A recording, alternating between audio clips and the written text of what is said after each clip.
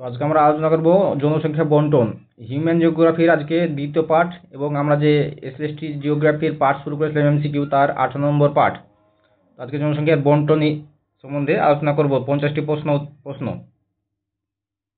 তো ওখানে প্রথমে আমরা দেখে নেব যে আমাদের যে হাইপোথিসিস ফরকাস্ট করেছে কোন জনসংখ্যা কোন দেশের জনসংখ্যা সবচেয়ে বেশি থাকবে। তো এখন পর্যন্ত ভারতের বেশি আছে এবং বেশি ভারত থাকবে। সেকেন্ড নম্বর থাকবে চীন, দ্বিতীয় নম্বর থাকবে নাইজেরিয়া, তৃতীয় ইউনাইটেড স্টেট এবং চতুর্থ ইন্দোনেশিয়া এবং পঞ্চম হচ্ছে পাকিস্তান। এই পর্যন্ত যে ফরকাস্ট আমাদের ওয়েদার ফরকাস্ট করা হয় এটা হচ্ছে জনসংখ্যা ফরকাস্ট। ভবিষ্যতে 2050 অব্দি জনসংখ্যা কাদের বেশি থাকবে এটি বার্থ রেট, গ্রোথ রেট বিভিন্ন ফর্মুলা দিয়ে গঠন করা হয়। তো এটাই ছিল। আর এখানে দেখা হয়েছে ম্যাপের মাধ্যমে যে কোন অঞ্চলে পপুলেশন ডিস্ট্রিবিউশন জনসংখ্যা বন্টন সবচেয়ে বেশি। তো যে গাঢ় কালো অংশ সেখানে জনসংখ্যা সবচেয়ে বেশি, এবং যেখানে অল্প অল্প রং বা হালকা সেখানে জনসংখ্যা সবচেয়ে কম। অস্ট্রেলিয়া, সাইবেরিয়া, গ্রিনল্যান্ড, তারপরে কানাডা, সেখানে জনসংখ্যা যে বন্টন সেটা সবচেয়ে কম। এবং ভারত, চীন, পাকিস্তান, ইন্দোনেশিয়া এগুলিতে জনসংখ্যা বন্টন সবচেয়ে জনঘনত্ব সবচেয়ে বেশি। তো এটা এখানে ম্যাপে দেখানো হয়েছে। প্রথম প্রশ্নে আমরা চলে যাব, জনসংখ্যার বন্টন বলতে কি বোঝায়। জনসংখ্যার বৃদ্ধি, জনসংখ্যার মৃত্যু হার, পৃথিবীর বিভিন্ন অঞ্চলে জনসংখ্যা ছড়িয়ে পড়া, জনসংখ্যার নির্দিষ্ট সংখ্যক গোষ্ঠী। তো উত্তর হচ্ছে সি, বিভিন্ন অঞ্চলে জনসংখ্যা ছড়িয়ে পড়া, এটা হচ্ছে জনসংখ্যার বন্টন, পপুলেশন ডিস্ট্রিবিউশন। উত্তর সি। উত্তর সি। পরবর্তী প্রশ্ন, 2 নম্বর প্রশ্ন, পৃথিবীর সবচেয়ে ঘনবসতিপূর্ণ অঞ্চল কোনটি।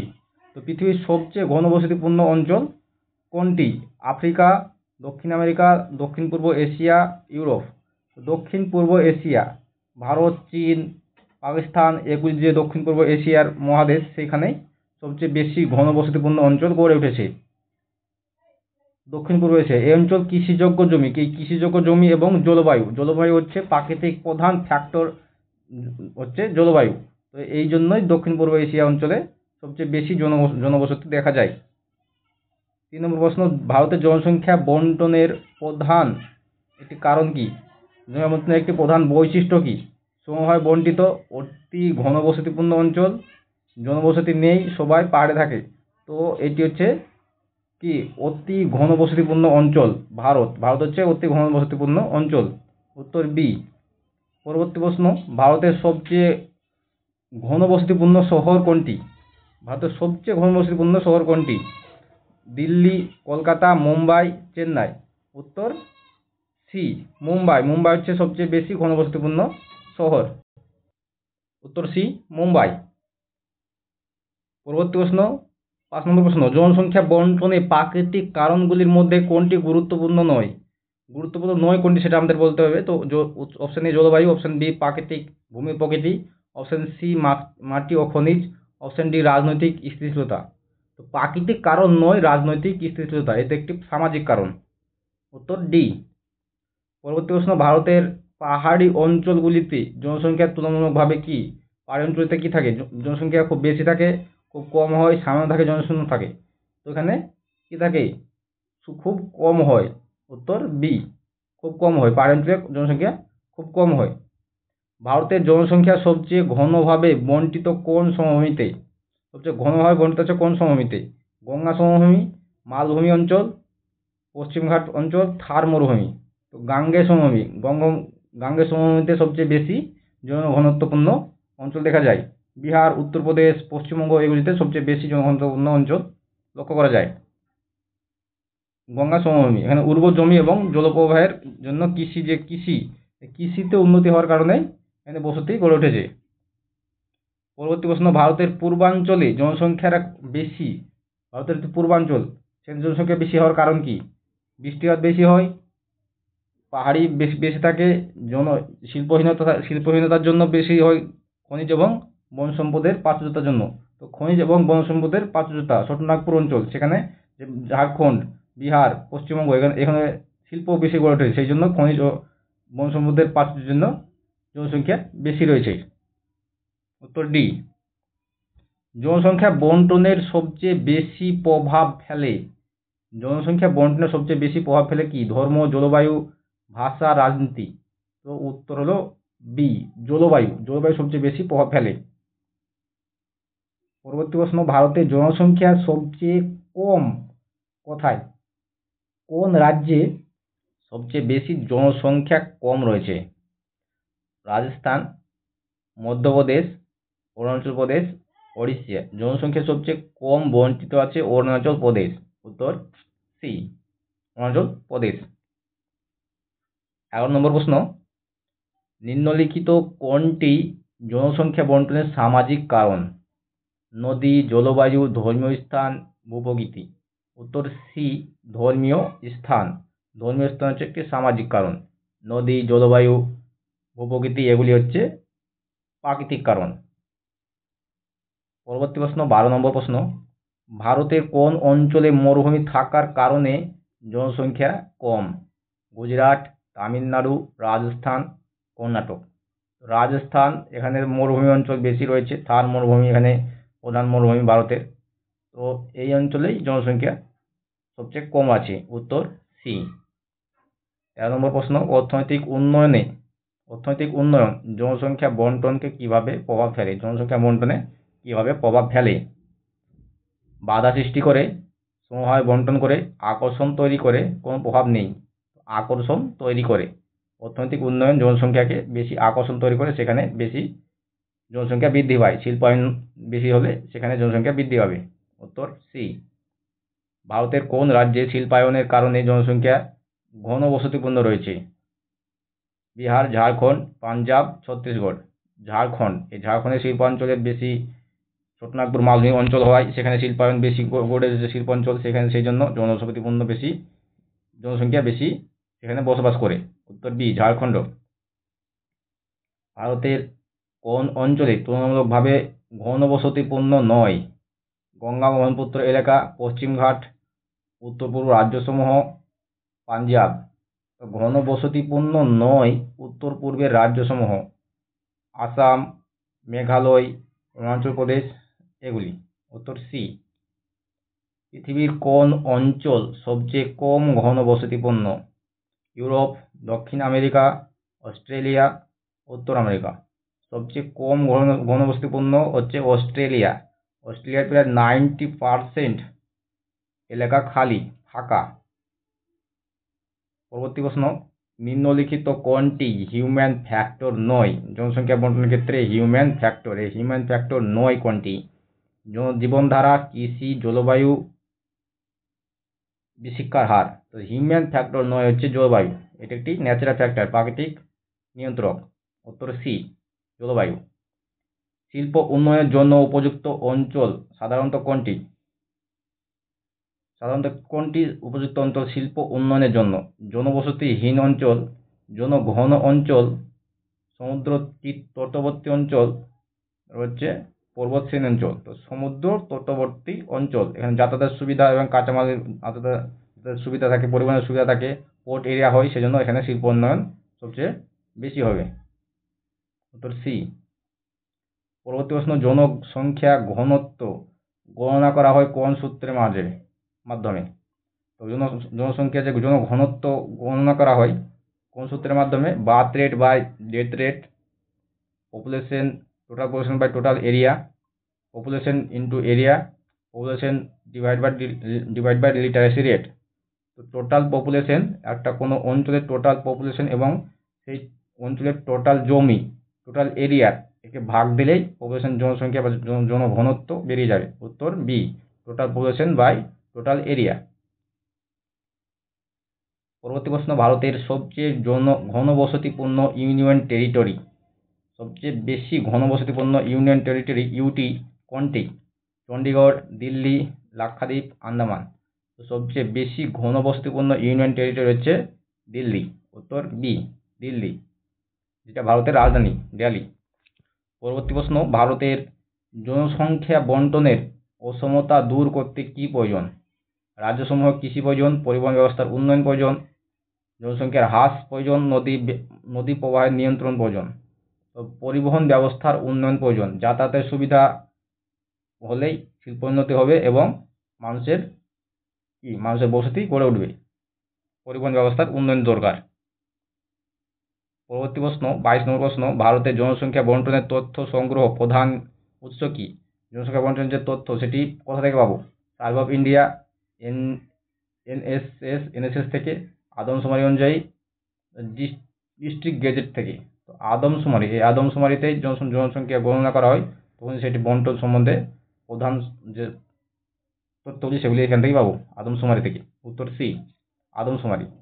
প্রতি 10 বছর অন্তর যে কেন্দ্র সরকার এই তথ্য সংগ্রহ করে, প্রতি 10 বছর অন্তর এই আদমশুমারি হয়, জনগণনা হয়। পরবর্তী প্রশ্ন, আমাদের লাস্ট জনগণনা হয়েছে 2011 সালে। 2021 সালে হওয়ার কথা ছিল, কিন্তু করোনার ফলে পিছিয়ে গেছে, তো এখন আবার হচ্ছে জনগণনা। পরবর্তী প্রশ্ন, পাটনা, বারাণসী, লখনৌ এই শহরগুলি ঘনবসতিপূর্ণ হওয়ার কারণ কি? নদীর নিকটবর্তী, শিক্ষার হার বেশি, রাজনৈতিক কেন্দ্র, পাহাড়ে ঘেরা। তো নদীর নিকটবর্তী অঞ্চল, জলপথের যে ব্যবসা বাণিজ্য সবচেয়ে ভালো হয়, সড়ক পথ যোগাযোগ ব্যবস্থা সবচেয়ে ভালো, সেই জন্য এখানে ঘনবসতিপূর্ণ অঞ্চল গড়ে উঠেছে, মানুষ এখানে বেশি বসবাস করে। উত্তর এ। পরবর্তী প্রশ্ন, ভারতের জনসংখ্যার বন্টন নির্ধারণে কোনটি কার্যকর নয়? উর্বর জমি, পরিবেশ দূষণ, কর্মসংস্থান, বন সম্পদ। ভারতের জনসংখ্যা বন্টনে কার্যকর নয় পরিবেশ দূষণ। উত্তর বি, পরিবেশ দূষণ। সমতল ভূমিতে জনসংখ্যা বেশি, তার কারণ কি?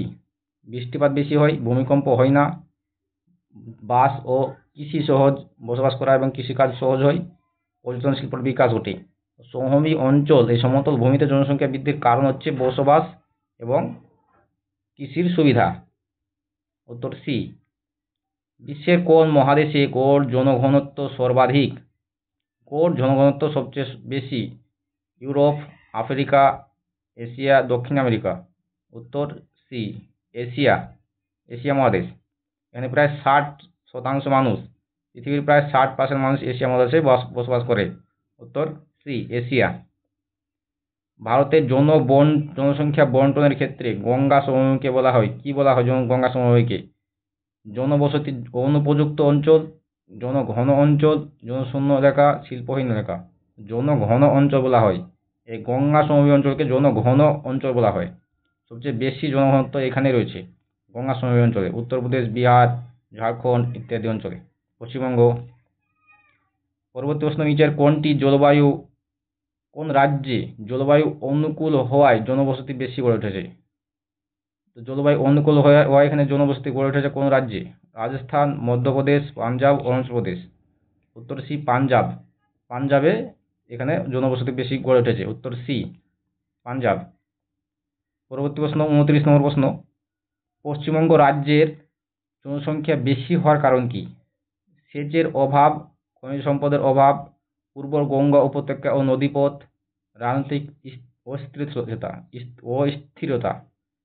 উত্তর সি, উর্বর গঙ্গা উপত্যকা এবং নদীপথের এখানে প্রভাব রয়েছে। নদীপথে যাতায়াত সবচেয়ে বেশি হয় এবং এখানে পোর্ট এলাকা রয়েছে, গঙ্গা, হলদিয়া, যে কলকাতা, সেখানে পোর্ট এরিয়া, নদীপথে যাতায়াত বেশি হয় এবং গঙ্গার সমভূমি অঞ্চল, উর্বর অঞ্চল এখানে রয়েছে এবং যেটা চাষযোগ্য, সেই জন্য এখানে জনবসতি বেশি গড়ে উঠেছে।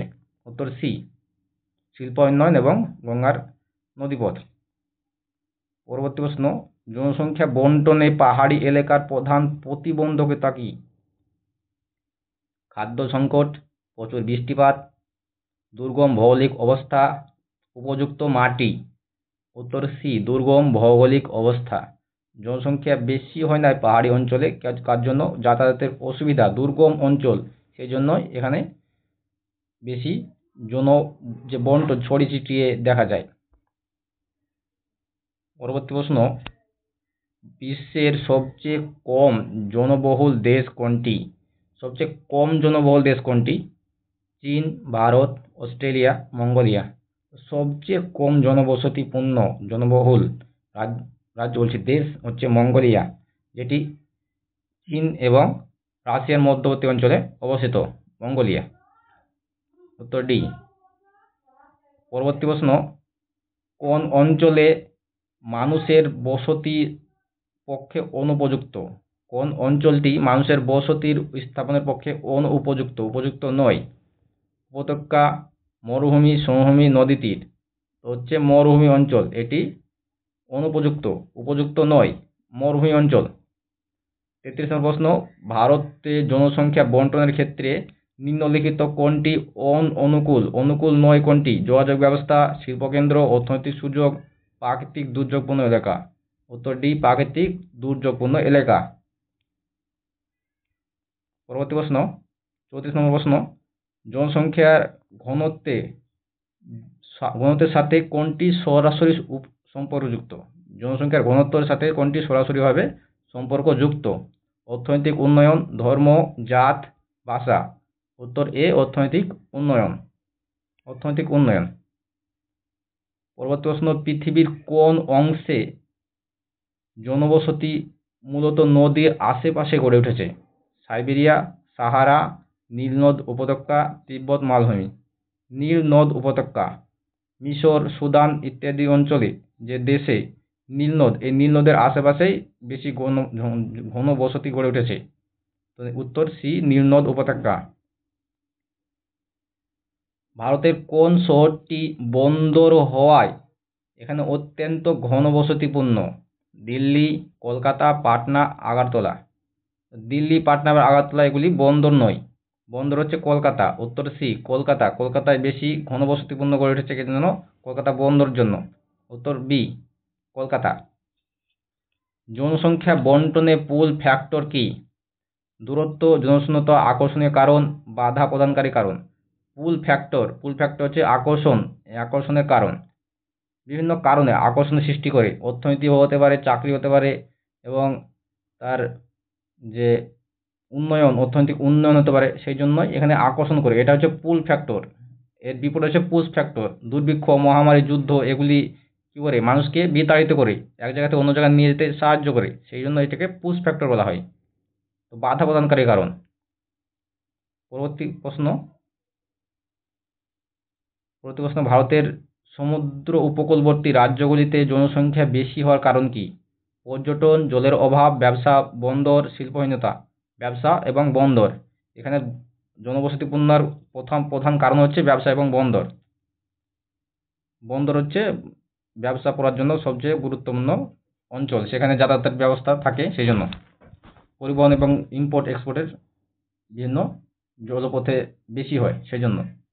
সমভূমির তুলনায়, পরবর্তী প্রশ্ন, সমভূমির তুলনায় মালভূমি অঞ্চলে জনসংখ্যা কম হওয়ার কারণ কি?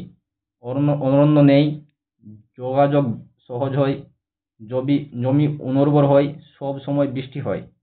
জমির অনুর্বর প্রকৃতির হয় মালভূমি অঞ্চলে, সমভূমিতে উর্বর প্রকৃতির জমি হয়, সেই জন্যই। উত্তর সি। 24 নম্বর প্রশ্ন, ভারতীয় উপমহাদেশে বসতির মূল ভিত্তি কোনটি? ভাষা, ধর্ম, জলবায়ু ও ভূমির ধরন, শিক্ষা। উত্তর সি, জলবায়ু এবং ভূমির ধরন। 21 নম্বর প্রশ্ন, কোন ধরনের এলাকায় জনসংখ্যা সবচেয়ে ঘন হয়? পাহাড়ি এলাকা, বন্যাপ্রবণ এলাকা, নদীর তীরবর্তী সমভূমি এলাকা, মরুভূমি অঞ্চল।